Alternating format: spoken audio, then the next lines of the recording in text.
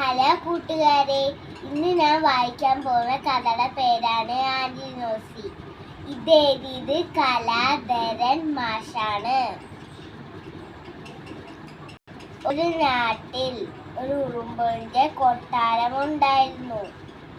അവിടെ ഒരു ദിവസം ആക്രമണം നടന്നു. രാജകുമാരി അടുത്ത് ഉറുമ്പുകൾ ഓടി ചെന്ന് പറഞ്ഞു, രാജകുമാരി കടിയുറുമ്പുകളുടെ ആക്രമണം സഹിക്കാൻ പറ്റുന്നില്ല പറഞ്ഞു. ഞങ്ങളുടെ ലീഡറായ ആന്റിനോസിക്കും പരിക്ക് പറ്റി. രാജകുമാരി പറഞ്ഞു, ആന്റിനോസിക്കും പരിക്ക് പറ്റിയോ? നിങ്ങൾ ഒരു കാര്യം ചെയ്യൂ, നിങ്ങളുടെ മാളത്തിൽ പോയി കൊട്ടാരത്തെ വാലകളൊക്കെ അടയ്ക്കാൻ പറഞ്ഞു. അവരിങ്ങനെ ശിക്ഷിച്ചുകൊണ്ടിരുന്നു.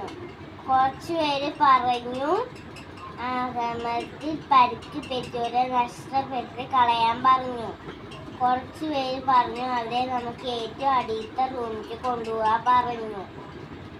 പക്ഷെ രാജകുമാരി പറഞ്ഞു, അവരെ ഏറ്റവും അടിയത്തെ റൂമിൽ കൊണ്ടുപോയി മെഡിക്കൽ കോളേജിലേക്ക് കൊണ്ടുപോയി മുറിവുകൾ ഭേദമാക്കാൻ പറഞ്ഞു. രാജകുമാരി അറിയിച്ചു. രാജകുമാരി പറഞ്ഞു, ആക്രമണത്തിൽ പരിക്ക് പറ്റിയവരെ ഒക്കെ ഏറ്റവും അടിയത്തെ റൂമിലേക്ക് ആക്കാൻ പറഞ്ഞു.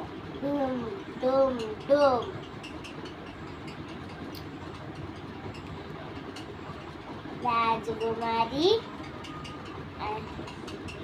മെഡിക്കൽ കോളേജിലേക്ക് കൊണ്ടുപോകാൻ പറഞ്ഞു.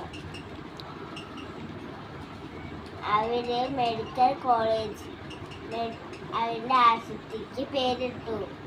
ഉറുമ്പുകളും മെഡിക്കൽ കോളേജ് അവരുടെ ആശുപത്രിക്ക് പേരിട്ടു.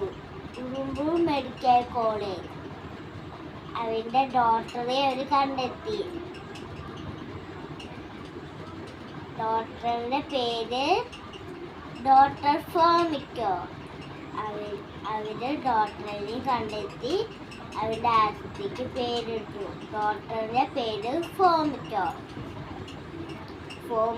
ഡോക്ടർക്ക് ഇലയും കൊണ്ട് മരുന്നുണ്ടാക്കാറിയ, അരിയും കൊണ്ട് മരുന്നുണ്ടാക്കാറിയ, പൂക്കളും കൊണ്ട് മരുന്നുണ്ടാക്കാറിയ, ഫ്രൂട്ടും കൊണ്ട് മരുന്നുണ്ടാക്കാറിയ.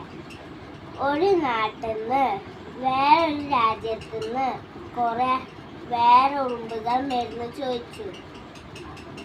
ഫോമിക്കോ ഡോക്ടർ മറ്റവർക്ക് മരുന്ന് വിൽക്കാൻ തയ്യാറായില്ല. ഫോമിക്കോ ഡോക്ടർ അവരോട് പറഞ്ഞു,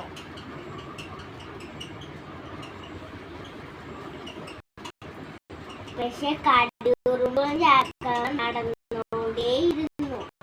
അവർ മറ്റേ ഉറുമ്പുകളുടെ കൊട്ടാരത്തേക്ക് വേറൊരു മാളമുണ്ടാക്കി. അവരതിൽ കൂടെ ഉള്ളിലേക്ക് കടന്നു. അവര് വേറെ ഉറുമ്പുകളെ ആക്രമിച്ചു. അവര് നൂലും പഞ്ഞിയും വെച്ച് മരുന്ന്